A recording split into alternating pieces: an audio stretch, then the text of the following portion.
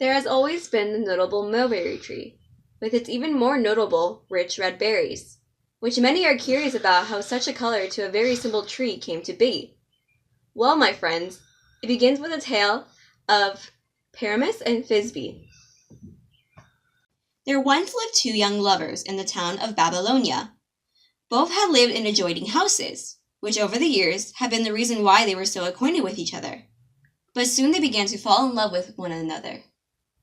Unfortunately, this is not a simple tale of love. Their parents were rivals.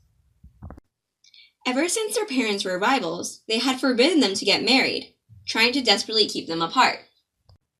However, love works in mysterious ways, as the wall that separated them was found to have a chink, making it their only form of communication. Like any couple, they shared sweet compliments to each other, and complained about their parents. You know, the usual. It wouldn't last, as they could no longer endure their separation, and decided to get married themselves. The plan was to meet during the evening, outside the city's gates, by a mulberry tree near the tomb of King Ninus.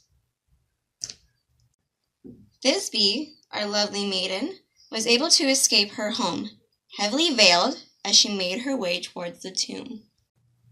Thisbe had waited for what seemed forever, and as she waited, her eyes caught on something horrifying to her. A lioness, her jaw covered in blood, drinking water. Thisbe, fearing for her life, had fled, her veil left behind. The lioness, curious, had torn the veil up. Just seconds later, Pyramus arrived, eager to see the woman he loved dearly, but she was nowhere to be seen.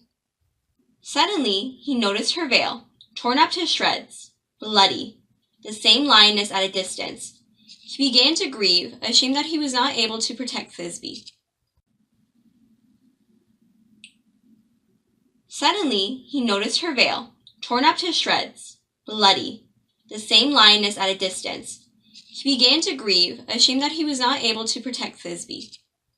"Was it to meet me, Thisbe, that you came to such a death?" he cried out, before drawing his sword and stabbing himself.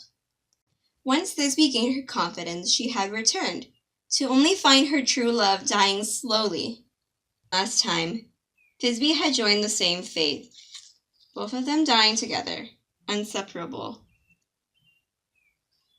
Now, how does this relate to the mulberry trees?